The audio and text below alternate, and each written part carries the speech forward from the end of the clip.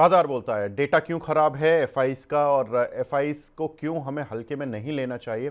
वो आप स्क्रीन पर तो देख रहे हैं स्टॉक मार्केट की, लेकिन अब इस स्क्रीन पर देखिए कि एफआईस का डेटा कितना खराब है। और उसने सीधा तौर पर बता दिया कि अगर एफआईस बायर नहीं होंगे तो मार्केट भी नहीं चलेगा। 2758 करोड़ की सेलिंग थी और 2400 करोड़ की बाइंग डीआईस की थी। जितनी एफआईस सेलिंग करते हैं उतनी डीआईस बाय कर लेते हैं लगभग, लेकिन मार्केट को सुकून नहीं मिलता है। मार्केट को दोनों चाहिए।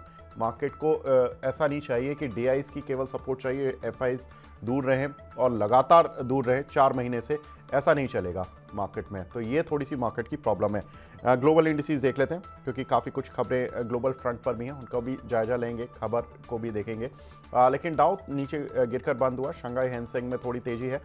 निकाई में थोड़ी आज मुनाफा वसूली कह सकते हैं। कोस्पी आज बंद है तो उसका इम्पैक्ट नहीं है। एक बार देख लेते हैं आज कि टॉप गेनर्स कौन से हैं। वैसे तो टॉप गेनर्स में आज जो होंगे वो सही में ही विनर ही होंगे आज। डीएलएफ बिल्कुल रिजल्ट्स के बाद इम्पैक्ट है 5%। जीएईएल इम्पैक्ट है 4.5%। Bank of India after result 4.5% का इम्पैक्ट है। डीसीबी में आफ्टर रिजल्ट्स 4% का इम्पैक्ट है। टोरेंट फार्मा करीब 3%। तो ये कुछ एक ज़्यादातर जो काउंटर हैं ये रिजल्ट्स की वजह से ही थोड़े ऊपर है।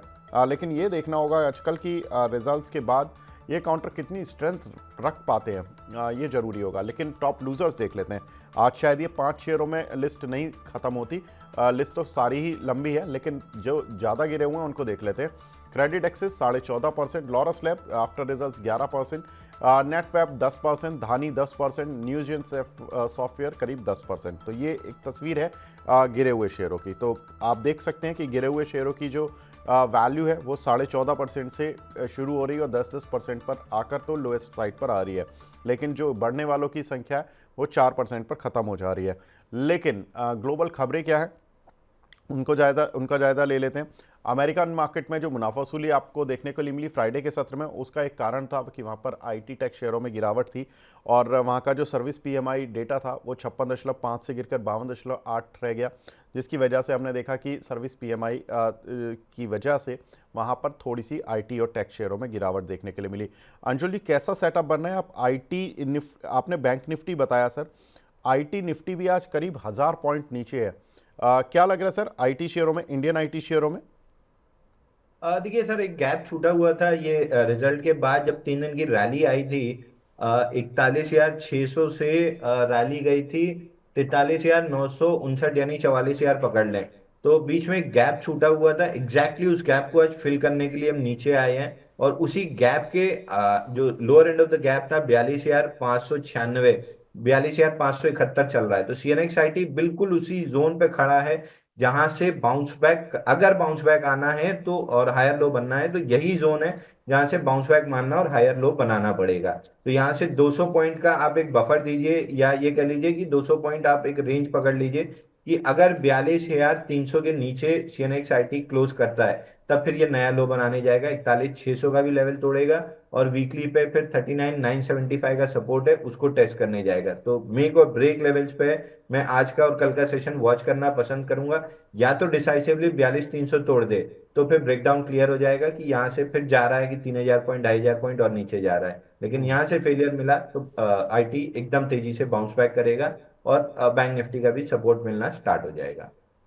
बिल्कुल। तो आईटी का सपोर्ट और बैंक निफ्टी का सपोर्ट आज बहुत इंपॉर्टेंट है। ऑलरेडी हम काफ़ी नीचे आ चुके हैं, लेकिन अब यहाँ से अगर और थोड़ा नीचे गए आज और ख़राब हुई स्थिति तो काफ़ी ख़राब हो जाएगी। अंशुल जी के जो डेटा है वो इस तरह के डेटा पॉइंट्स बता रहे हैं। लेकिन चाइना क्यों ऊपर है और चाइना में किस तरह के डेटा आ रहे हैं उस पर भी नज़र डाल लेते हैं। चीन का सर्विस पीएमआई डेटा अच्छा देखने के लिए मिला दिसंबर में, और दिसंबर सर्विस पीएमआई 52.2 रहा, जो कि अनुमान था 51.4 का। पीएमआई आंकड़ों के सुधार के चलते फ्राइडे को जो हमने देखा कि कच्चे तेल की कीमतों में 3 से 4% तक उछाल देखने के लिए मिला। अंशुल जी, कैसे देख रहे हैं कच्चे तेल की कीमतें ऊपर आ रही हैं? दुनिया भर की इकोनॉमीज़ या दुनिया भर की मार्केट को लेकर टेंशन बनी हुई है। ऐसे में हमने देखा कि एचपीसीएल बीपीसीएल के रिजल्ट्स ठीक आए थे, खासतौर से एचपीसीएल के रिजल्ट तो काफ़ी अच्छे थे, लेकिन उसके बावजूद काउंटर टिका नहीं फ्राइडे के सेशन में। सर कैसे देखें ऑयल मार्केटिंग कंपनीज को, आईओसी, एचपीसीएल, बीपीसीएल को? सर देखिए, क्रूड जैसा आपने कहा कि क्रूड में अपटिक है, लेकिन क्रूड में अपटिक इतना बड़ा नहीं है। फ्राइडे को हल्का सा पुल बैक था, वो इसलिए था कि एक दो तीन चार पांच कंटिन्यूअस डाउन डेज $79 से सीधा $74 तक आ गया था। तो वहां से एक छोटी सी पुल बैक, मतलब 20-22 सेंट की आई थी, और वो भी आज फिजल आउट हो गया। हम फ्राइडे के लो के नीचे तोड़ के ऑलमोस्ट फ्राइडे के लो के आसपास चल रहे हैं क्रूड ऑयल नाइमैक्स फ्यूचर्स पे। तो लेकिन ये है एक मेजर सपोर्ट पे। 73.91 एक मेजर सपोर्ट है यूएस पे। अगर नाइमैक्स पे क्रूड ऑयल देखेंगे, अगर इसके नीचे क्लोज करता है, और मेरी हाई एक्सपेक्टेशन है कि हम इसके नीचे क्लोज करेंगे, तो जो टारगेट खुलता है वो इमीडिएट शॉर्ट टर्म ट्रेडर्स के लिए $71 का खुलता है। लेकिन एक्चुअल टारगेट जो खुलता है वो स्विंग लो 62 का खुलता है, और उसके बाद 52 का खुलता है। तो क्रूड ऑयल में जो तेजी होनी थी वो खत्म हो चुकी है। ट्रम्प वैसे भी फॉसिल फ्यूल के फेवर में है कि हमें फॉसिल फ्यूल अभी रखना है, और लोअर प्राइजेस पे रखना है। तो गवर्नमेंट का, यूएस का प्रेशर जरूर आएगा इन प्राइजेस पे, चाहे वो सऊदी पे आए, कतर पे आए, या ईरान पे और सैंक्शन लगा के आए। बट वो प्रेशर जरूर आएगा, और अगर ये इंपॉर्टेंट सपोर्ट टूटता है तो इसमें डाउनफॉल आएगी। तो ये क्लियरली आईओसी, एचपीसीएल, बीपीसीएल के लिए पॉजिटिव हो जाएगा। तो it is not matter of if, it is matter of when. जैसे ही ट्रम्प का फोकस इस तरफ आया, आप ये मान के चलिए कि इन ऑयल मार्केटिंग कंपनीज में क्रूड में गिरावट, और इनमें तेजी डेवलप हो जाएगी। और थोड़ा सा जहां तक डेटा, मेरे पास एक्चुअल डेटा नहीं आ पाया था, लेकिन जितना डेटा अवेलेबल था, मेरे ख्याल से इसमें स्टेक बढ़े हैं तीनों कंपनी में। एफआईआई का थोड़ा सा स्टेक बढ़ा है, बाइंग हुई है, डीआईआई की, इंस्टीट्यूशन की कुछ ना कुछ इसमें बाइंग हुई है। तो वो भी एक मेरे लिए एडिशनल मेजर है कि यहाँ पे एक्यूमुलेशन चल रहा है। रिवर्सल जब भी आएगा ये तेजी में आ जाएंगे। तो डाउनसाइड ऑलमोस्ट लिमिटेड है, अपसाइड आने में थोड़ा सा समय लगेगा। बिल्कुल, तो अपसाइड आने में टाइम लगेगा। और अंशुल जी ने जैसा बताया, तो मैं आईओसी का तो देख रहा हूँ, आईओसी में तो नई स्थिति ऐसी है। लेकिन मैं एक बार देख लेता हूँ कि बीपीसीएल और एचपीसीएल का क्या हाल है, कि इंस्टीट्यूशन एक्टिविटी कितनी बड़ी है या नहीं। अ, अंशुल जी, इन द मीन, हाँ बिल्कुल, इसमें बड़ी है। आपकी बात बिल्कुल सही है सर। एचपीसीएल में 14.11% से बढ़ाकर एफआईज ने स्टेक 14.44% किया है। यानी कि अक्टूबर, नवंबर, दिसंबर में एफआईज ने माल खरीदा है। जहां वो पूरे हिंदुस्तान में माल बेच रहे थे, वहां पर एचपीसीएल में खरीदा है।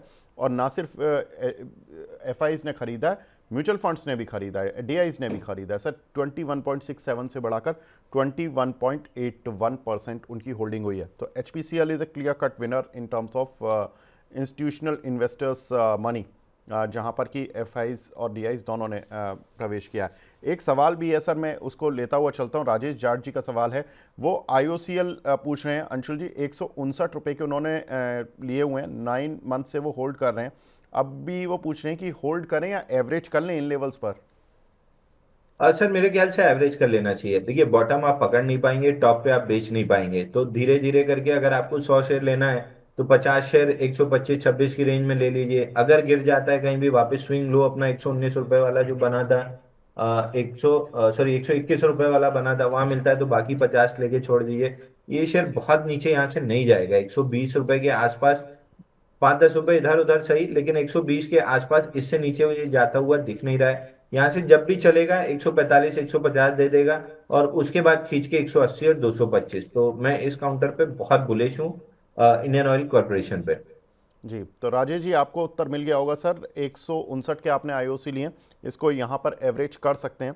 आगे बढ़ते हैं कुछ और खबरों की तरफ।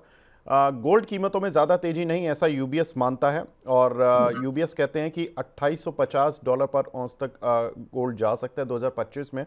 2024 में जो अक्टूबर हाई थे वो 2788, यानी कि 2788 डॉलर तक के लगे थे।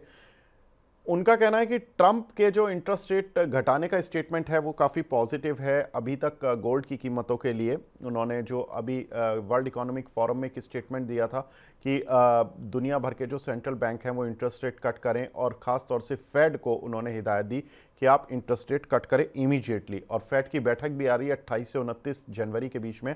अब 29 जनवरी को उनकी पॉलिसी अनाउंसमेंट्स आ जाएंगी। हालांकि इस बैठक में फेड की इस बैठक से तो उम्मीद नहीं है कि इंटरेस्ट रेट कट करेगा फेड, क्योंकि मार्केट ने यही एक्सपेक्ट किया हुआ है। लेकिन ये देखना होगा कि कमेंट्री किस तरह की रहती है। क्या फेड जो इस साल का मान कर बैठा है कि 1 या 2 कट करेगा, तो उसी पर रिजिड रहता है, या वो बोलते हैं कि डेटा अगर ठीक आए, इन्फ्लेशन कम हो गया, तो हम डेफिनेटली और रेट कट भी कर सकते हैं। मार्केट इन स्टेटमेंट का इंतजार कर रहा होगा। अंशुल जी, कैसे देख रहे हैं सर गोल्ड से जुड़ी company like Muthoot finance, Manappuram finance, जो गोल्ड फाइनेंस से जुड़ी कंपनियां हैं, और जो सिल्वर से जुड़ी कंपनी लाइक सिल्वर माइनिंग से जुड़ी हिंदुस्तान जिंक, और गोल्ड माइनिंग से जुड़ी डेक्कन गोल्ड टाइप की कंपनीज? देखिए सर, गोल्ड इनसे मैं इत्तेफाक रखता हूँ कि गोल्ड में 2820 2850 तक की रैली आ सकती है। बट फिर उसके ऊपर जाता हुआ मुझे भी नहीं दिख रहा है, क्योंकि वीकली चार्ट पे बड़ी रैली कंप्लीट हुई है। और पिछला जो 3 हफ्ते में फॉल आया था, टॉपिंग आउट हुआ था कॉमिक्स फ्यूचर्स पे 2826, 3 ही हफ्ते में लो बना दिया था 2566, यानी $300 की फॉल थी। और उस रेंज के अंदर ही हम काम कर रहे हैं ब्रॉडली, जो पूरा कंसोलिडेशन है उसी रेंज के अंदर चल रहा है। तो गोल्ड में कोई बड़ी तेजी या बड़ी मंदी ऐसी आएगी ऐसा लगता नहीं है। बट जो आपने मेजर बात कही कि ट्रम्प ने सीधा कहा है फेड को इंटरेस्ट रेट घटाने, इस पे मैं आपको एक बहुत छोटी सी चीज बता देता हूँ कि क्यों आपको इस चीज को सीरियसली लेना चाहिए। अमेरिका से 2 प्लेन उड़े थे माइग्रेंट्स को लेके कोलंबिया की तरफ, तो उनको लैंडिंग की परमिशन नहीं थी कोलंबिया में। कोई भी देश पे आपको टैरिफ लगाना होता है तो आप ऐसे नहीं बोल सकते कि मैं यूएस प्रेसिडेंट हूँ कल से इस पर टैरिफ लगा दो, आपको कई जगह उसको पास कराना होता है। लेकिन ट्रम्प इस समय इतने बहुमत में है, lower house, upper house, supreme court और फेड और आपके एफबीआई और जितनी एजेंसी हैं, सब में इनका बहुमत है और सब में इनके आदमी बैठे हैं। उनने लैंडिंग से मना किया और उन्होंने 25% टैरिफ लगा दिया और ये बोल दिया कि अगर लैंडिंग नहीं होती तो अगले हफ्ते 25 को बढ़ा के 50 कर दूंगा। कितने विद इन, मतलब घंटों में ये फैसला, घंटे भी तो बहुत मतलब एग्जैगरेट ही होगा, मिनटों में इस आदमी ने डिसीजन ले लिया कि पूरे देश पे 25% टैक्स लगाना है। तो आप सोचिए वो किस बहुमत से आया है, किस कॉन्फिडेंस से आया है और कितना एरोगेंस है उसके अंदर कि माई वे और हाईवे। तो ये मान के चलिए कि अगर उसने कहा है फेड से रेट कम करना है तो फेड रेट कम करेगा। अगर नहीं भी करता है तो फेड ये इंडिकेशन क्लियरली दे देगा कि अभी, मतलब वो घबराहट में ये क्लियर कर देंगे कि मैंने अभी इसलिए नहीं किया है और अगले में मैं कर दूंगा, नहीं तो जो वो उनके प्रेसिडेंट है उनके हटना तय है। तो ये मान के चलिए कि रेट कट हो रहे हैं, नहीं भी हो रहे हैं तो कमेंट्री ऐसी आ जाएगी कि अगले में तो पक्का कर दूंगा। तो वो चीज होनी है और वो चीज होती है तो फिर गोल्ड के लिए जैसा आप बता रहे हैं कि पॉजिटिव रहेगा, तो वो 2850 का डॉलर है वो टेस्ट हो सकता है। और हम, जो मेरे को लग रहा है ये मार्केट में जो एकदम से रिएक्शन आया है ये मंडे सारे मार्केट्स में, ये वो कोलंबिया पे एकदम से टैरिफ जो लगाने का आया है ना, अक्रॉस द बोर्ड सब में घबराहट गई है कि जिसने बात नहीं मानी उस पर घंटों के अंदर ये टैरिफ लगा देंगे और टैरिफ लगाने पे आपकी इकोनॉमी एकदम से हिल जाती है इधर से उधर। जैसे चीन में 128 बिलियन का कुछ अंतर आ गया और 100 बिलियन, 28 बिलियन डॉलर का। तो अब इस समय इस आदमी से हर कोई डरा हुआ है, किसके लिए अच्छा बोल दे, किसके लिए खराब बोल दे, किस पे टैरिफ लगा दे। तो अब अगले 1-2 हफ्ते इनके स्टेटमेंट बहुत हावी रहेंगे मार्केट पे और इस टाइप का रिएक्शन आपको देखने के लिए मिलेगा। बात आई जितनी इन कंपनीज की गोल्ड सिल्वर से रिलेटेड, देखिए सारी कंपनी मिड कैप और स्मॉल कैप स्पेस में है और ये स्पेस बहुत पिटा हुआ है। अगर ये नहीं समझता है आज तो मिड कैप स्मॉल कैप में और गजब की गिरावट है। लास्ट टाइम भी मैंने आपको बताया था कि मिड कैप इंडेक्स में 12% की गिरावट दिख रही है, उसमें से ऑलरेडी 2% हम कवर कर चुके हैं, तो 10% अभी भी बचा हुआ है। तो mid cap small cap space की हालत बहुत खराब है। कितनी भी अच्छी न्यूज है, अगर आपका शेयर उस स्पेस में फॉल कर रहा है तो पॉजिटिव अल्फा होना बहुत जरूरी है। तब भी आप 100 खरीदते हैं तो 10 ही खरीदिएगा, 90 फिर भी साइडलाइन अपनी क्वांटिटी रखिएगा कि गिरा तो धीरे धीरे लेंगे। But mid cap small cap की हालत बहुत ज्यादा खराब है। सर बिल्कुल ख़राब है। और उम्मीद कर रहे थे लोग कि डोनाल्ड ट्रंप आएंगे तो दुनिया भर में शांति आएगी, और जितनी भी हमारे टॉप एक्सपर्ट से भी बात हुई, सभी लोग यही बोल रहे थे कि डोनाल्ड ट्रंप आएंगे, जियोपॉलिटिकल रिस्क ख़त्म होगा। लेकिन उन्होंने दूसरा जियोपॉलिटिकल रिस्क शुरू कर दिया, उन्होंने इकोनॉमिक रिस्क शुरू कर दिया दुनिया में। ये एक थोड़ी सी ख़राब चीज़ है जो कि अभी वर्ल्ड मार्केट पचा नहीं पा रहा, और उसकी वजह से ही हम देख रहे हैं कि दुनिया भर में उथल पुथल मची हुई है। किसी को नहीं पता कि उनके देश का क्या होना है फाइनली। दूसरा एक और इम्पॉर्टेंट चीज़, चीन पर 10% टैरिफ लगने से उनकी जीडीपी पर तो $128 बिलियन का असर पड़ेगा, ऐसी एक रिपोर्ट कहती है। लेकिन चीन पर टैरिफ लगाने से अमेरिका की जीडीपी पर भी कोई अच्छा फर्क नहीं पड़ेगा, 55 बिलियन उनकी भी जीडीपी घटेगी। तो ये ऐसा नहीं है कि डोनाल्ड ट्रंप को नहीं पता होंगे ये डेटा, उनकी भी एक्सपर्ट टीम बता तो रही होगी कि सर आप टैरिफ लगाएंगे तो ऐसा नहीं है कि हमारी जीडीपी नहीं घटेगी, जीडीपी हमारी भी घटेगी। सर कैसे देख रहे हैं मेटल कंपनीज को, क्योंकि हमने देखा कि जेएसडब्ल्यू स्टील, मेरी फ्राइडे में भी आपसे बात हो रही थी कि जेएसडब्ल्यू स्टील के नतीजे आने वाले हैं, खराब नतीजे की उम्मीद थी और आए भी। नतीजों में करीब 70% से ज़्यादा का मुनाफा गिरता हुआ दिखाई दिया। हालांकि काउंटर ने पहले ही ये डिस्काउंट कर लिया था, आई थिंक जितना आज मार्केट गिरा हुआ है उस हिसाब से कम गिरा हुआ है। कैसे देखें सर टाटा स्टील, सेल, जेएसडब्ल्यू जैसे काउंटर्स को? देखिए सर, इनको देखना है तो पहले सीएनएक्स मेटल देखना होगा। बॉक्स के लो को प्रोटेक्ट करने की कोशिश हो रही थी, लेकिन आज गैप के साथ टूटा है। प्रोबेबली अगर इस हफ्ते नहीं संभला तो फिर ये वापस अपना स्विंग लो टेस्ट करने जाएगा, जो कि 300 350 पॉइंट नीचे है। तो उसी कड़ी में जेएसडब्ल्यू स्टील आज ओपन लो की फॉर्मेशन है, 20 डे मूविंग एवरेज पे रेजिस्टेंस ले रहा है। अगर ये आज के सेशन में 925 के ऊपर क्लोज करता है तो फिर शॉर्ट कवरिंग इंटेंसिफाई होगी, नहीं तो फिर ये स्टॉक मोस्ट लाइकली साइडवेज चला जाएगा। रेंज बना लेगा 880 950 की। और फिलहाल lower and lower side of the range है, तो हो सकता है 880 टेस्ट करने आए। तो आज और कल के सेशन में 925 क्रॉस होना बहुत जरूरी है। होता है तो फिर तेजी डेवलप हो जाएगी।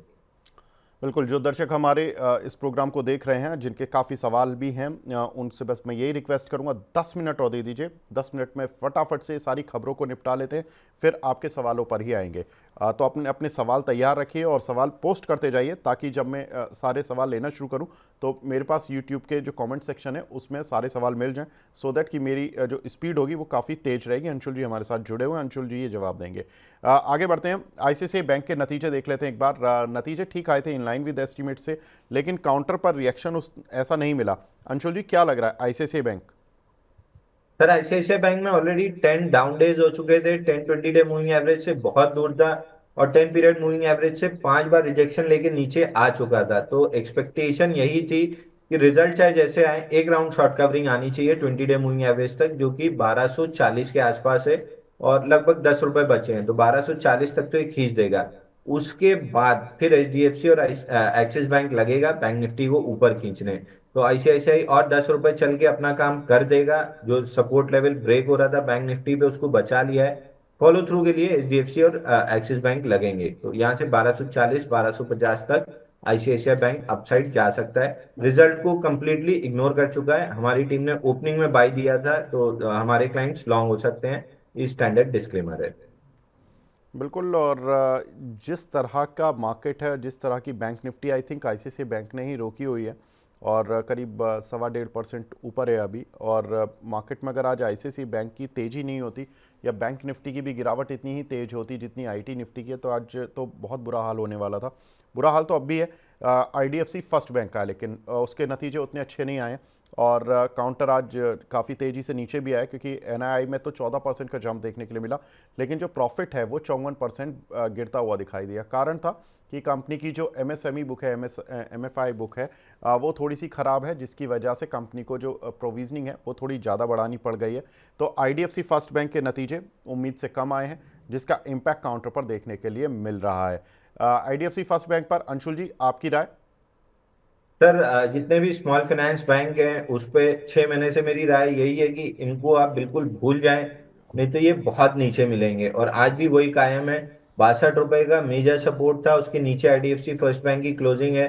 तो अगला मेजर सपोर्ट 52 रुपए पे, 52 रुपए आते हुए दिख रहा है। मेरे को नहीं लगता 52 रुपए भी रोक पाएगा, चाहे वो आईडीएफसी फर्स्ट बैंक हो, उत्कर्ष हो, या बाकी जितने भी स्मॉल फाइनेंस बैंक है। सभी के चार्ट एक्सट्रीमली वीक हैं। यहाँ से 20 22% अगर गिर जाते हैं तो भी कोई बहुत सरप्राइज नहीं होगा। 52 रुपए आईडीएफसी फर्स्ट बैंक आता हुआ दिख रहा है।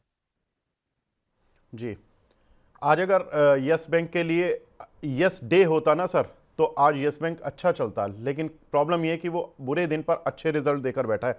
156% का प्रॉफिट बढ़ा है, और 10% का एनआईआई बढ़ा है। हर चीज इस बैंक की पॉजिटिव थी, एनपीए कंट्रोल में, स्लिपेजेस कंट्रोल में, प्रोविजनिंग कंट्रोल में, सब कुछ अच्छा था, लेकिन दिन बुरा हो गया। सर क्या करें? अगर दिन बुरा ना हो तो काउंटर को कैसे देखें? सर देखिए, कोई भी स्टॉक जिसकी रिटेल होल्डिंग, रिटेल मतलब पब्लिक की होल्डिंग अगर 40% से ज्यादा होती है ना, उस स्टॉक में बड़ा मूव आना बहुत मुश्किल हो जाता है। इसके साथ भी वही दिक्कत है कि सब रिटेल के पास माल है, इंस्टीट्यूशन के पास माल बहुत कम है। वो लेके बैठे हैं HDFC bank, ICICI bank, axis bank, जहाँ प्रॉफिटेबिलिटी बहुत अच्छी आ रही है और स्टेबल बैंक है। तो रिटेल चला पाएगा ये कहना बड़ा मुश्किल है। 1910 का ऑर्डर ब्लॉक रेजिस्टेंस था, 4 दिन पहले हिट किया, वहीं से रिवर्स हुआ। तो अगर इसमें तेजी आनी है तो 19-20 क्रॉस करना इसके लिए बहुत जरूरी है। अगर क्रॉस हो जाता है तो फिर आप बाई कर सकते हैं 21 रुपए और 22 रुपए 10 पैसे तक के लिए। बट जब तक 19-20 के नीचे है, मेरे ख्याल से ये स्टॉक अपने ही वजन से वापस नया लो बनाने की पूरी पूरी पॉसिबिलिटी है। तो अगर किसी को फ्रेश बाई करना है तो 19-20 का अलर्ट लगाइए, वो निकलता है तो आप बाइंग ट्राई कर सकते हैं। ठीक है। अगला काउंटर सर एनटीपीसी। यहाँ पर देखें तो Q3 रिजल्ट्स जो आए हैं वो उम्मीद से बेहतर आए हैं, लेकिन काउंटर की थोड़ी पिटाई हो गई। वो इसलिए कि रेवेन्यू तो ठीक आया, 5.2% जंप हुआ, लेकिन प्रॉफिट 1.8% घटा। उसके अलग रीज़न है। लेकिन कंपनी का जो एबिटा है, एबिटा मार्जिन से वहाँ पे कोई डिसअपॉइंटमेंट नहीं है, वहाँ पर इनफैक्ट पॉजिटिविटी ही है। 20% एबिटा बढ़ा, मार्जिन भी अच्छे खासे बढ़े, लगभग 400 बेसिस पॉइंट। इस नतीजे अच्छे हैं, लेकिन स्ट्रीट आज खराब दिन पर ये फिर फंस गया। सर एनटीपीसी ठीक ठाक नतीजे देने के बाद फंस गया काउंटर आज बुरे दिन पर, क्या करना है? सर मैं ये कहूंगा कि अच्छे रिजल्ट आए हैं तो मोस्ट लाइकली 309 का लेवल प्रोटेक्ट हो जाएगा। आपको याद होगा 420 पे जब ब्रेकआउट फेल हुआ था, तब से 3 टारगेट हमने डिस्कस किए थे लॉन्ग लिक्विडेशन के, 382, 357 और 309। वर्टिकली नीचे आके तीनों टारगेट कंप्लीट किया और अब न्यूज फ्लो पॉजिटिव हो रहा है, बट चार्ट स्ट्रक्चर अभी भी पॉजिटिव नहीं है। 309 प्रोटेक्ट करके अगर ये 8-10 हफ्ते लगा के बेस बना लेता है तो फिर अप ट्रेंड कंटिन्यू होगी। लेकिन अगर इतने अच्छे रिजल्ट के बाद भी ये 300-309 की रेंज प्रोटेक्ट नहीं कर पाया तो फिर इसमें डाउनसाइड और गहरा जाएगा। और अगला जो वीकली सपोर्ट है वो फिर आप मान के चलिए कि बहुत ज्यादा नीचे है, समवेयर अराउंड आता है ये 244 रुपीज पे। तो मैं एक्सपेक्ट कर रहा हूँ कि अच्छे रिजल्ट आए हैं, 300-309 ये रेंज प्रोटेक्ट हो जानी चाहिए। तो अगर आपके पास लॉन्ग है या आप लॉन्ग लेना चाह रहे हैं तो दोनों लॉन्ग जो लेना चाह रहे हैं 309 पे लीजिए, ताकि केवल 9 रुपए की आपकी रिस्क रहे। जिनके पास है वो 300 रुपए के स्टॉप लॉस से होल्ड कर सकते हैं। 300 के नीचे फिर ये स्टॉक एकदम खराब हो जाएगा, 244 का अगला टारगेट ओपन हो जाएगा। बिल्कुल अंशुल जी, वैसे तो हमने फ्राइडे को डिस्कस कर लिए थे आज के नतीजे जो आने वाले में। एक बार लिस्ट दिखा देता हूँ, अनुमान दिखा देता हूँ, जो लोग इन ट्रेड्स में हैं वो अनुमान देख लें कि किस तरह के नतीजे आने वाले हैं। तो आज रिजल्ट्स हैं एसीसी के, कोल इंडिया के, फेडरल बैंक के, आईओसी के, आईजीएल के, महिंद्रा लॉजिस्टिक्स, टाटा स्टील, यूनियन बैंक, अदानी विल्मर, अदानी टोटल गैस। अंशुल जी, इस लिस्ट में आप भी देख रहे हैं कि एक्सपेक्टेशंस क्या हैं। एक अच्छा एक बुरा काउंटर अगर आपको चुनना हो तो कौन है? वैसे मैंने देखा है कि आप टाटा स्टील और आईओसी पर पॉजिटिव रहते हैं सर, इन पर बात भी हो चुकी है, लेकिन मैं उनके अलावा पूछना चाहता हूं कि लाइक फेडरल बैंक, कोल इंडिया, एसीसी, आईजीएल, आपको लगता है यूनियन बैंक, अदानी विल्मर, अदानी टोटल गैस, कोई है जो आपको लगता है कि चार्ट पर, ऑन चार्ट, मैं रिजल्ट नहीं कह रहा हूं, रिजल्ट हो सकता है 19-20 आ जाए, लेकिन ऑन चार्ट इसकी सेलिंग पूरी हो चुकी है, और या किसी में ऐसा लग रहा है कि अभी सेलिंग ठीक से पूरी नहीं हुई है, तो वहां पे अभी भी शॉर्ट बन सकते हैं? अगर कोई भी राइज आया रिजल्ट की वजह से तो नीचे आ जाएगा उसके बाद। सर इसमें दो चार्ट हैं जो मेरे को बहुत अच्छे लग रहे हैं। पहला है एसीसी, अच्छी बड़ी गिरावट हो चुकी है 34% की ब्रेकआउट फेल होने के बाद। और लार्ज कैप स्टॉक जब 34-35% गिर जाए ना तो आपको बाय ऑन डिप्स करना चाहिए। मिड कैप स्मॉल कैप में 20% गिरने के बाद तो आपको छोड़ ही देना चाहिए, लेकिन लार्ज कैप है यहाँ 34%-35% गिरावट के बाद बाई करना चाहिए, और वीकली पे हैमर है। तो मेरे ख्याल से एसीसी में आपको एक तेजी डेवलप होती हुई दिखनी चाहिए, 2170 और 2285, 20 वीक और 50 वीक मूविंग एवरेज वहां पे, वहां तक की रैली डेवलप होती हुई दिखनी चाहिए। लेकिन अगर मेरे को पूरे में से एक स्टॉक पिक करना होगा और जिसमें आप टाटा स्टील और आईओसी निकाल चुके हैं, तो फिर बचता है अदानी टोटल गैस लिमिटेड। इस स्टॉक में इंस्टीट्यूशन की होल्डिंग बढ़ी है। पिछला जो ये गिरावट आई थी जो खराब न्यूज की, उसमें इंस्टीट्यूशंस ने होल्डिंग बढ़ाई है, थोड़ी सी, बहुत कम मात्रा में, लेकिन थोड़ी सी होल्डिंग रिटेल पब्लिक की भी बढ़ी है। लेकिन मेरे को इतनी टेंशन इसलिए नहीं है कि मेरा बेंचमार्क 40% है और इसमें 4.5 या 5% रिटेल इन्वेस्टर की होल्डिंग है, तो कोई मायने नहीं रखती है, वो पूरी इंस्टीट्यूशन और प्रमोटर के हाथ में माल है। तो इस स्टॉक में मेरे को लग रहा है कि सेलिंग ऑलमोस्ट ड्राइड अप है, वीक रिटेल निकल चुका है, स्ट्रॉन्गर रिटेल के हाथ में है जो पेशेंस लेके रख सकता है। बाकी इंस्टीट्यूशंस के पास तो पेशेंस की कोई कमी नहीं है। तो इस स्टॉक में लग रहा है कि गिरावट खत्म है, इस स्टॉक को बाई करके चल सकते हैं। ऊपर में कहीं भी 850 920 तक के टारगेट मिल सकते हैं। तो एटीजीएल मेरे को बहुत अच्छा लग रहा है, बट अगेन वही है, मैं रिजल्ट के एक दो दिन पहले कभी स्टॉक बाई नहीं करता हूँ, क्योंकि कई बार रिजल्ट अच्छे होके भी मार्केट नेगेटिवली रिएक्ट करता है, कई बार खराब होके भी पॉजिटिवली रिएक्ट करता है। तो मैं एक बार ओपनिंग का वेट करूंगा कि ओपनिंग में क्या रिएक्शन देता है रिजल्ट के बाद। बिल्कुल सही बताया अंशुल जी ने कि इंस्टीट्यूशनल एक्टिविटी बढ़ी है। प्रमोटर स्टेक तो इसमें कंपनी में 74.8% है। एफआईज का स्टेक भी कोई बिल्कुल स्टेबल है, 13.07 13.06, कोई खास अंतर नहीं है। डीआईज का स्टेक इनफैक्ट बढ़ा है, 6.13 से बढ़कर 6.27 हुआ है अक्टूबर दिसंबर में। यानी डीआईज ने, जो इंस्टीट्यूशनल भारतीय इंस्टीट्यूशंस हैं, उन्होंने एटीजीएल के शेयर खरीदे हैं। हालांकि शेयर चला नहीं है, उल्टा पिट ही रहा है अभी तक, तो पिछले अगर 2-3 महीने में देखें, लेकिन कहीं ना कहीं स्मार्ट इन्वेस्टर इस काउंटर में घुस रहे हैं। ये ही समय होता है स्मार्ट इन्वेस्टर्स को देखने का। इस समय पर हमें ये काउंटर्स जरूर देखने चाहिए।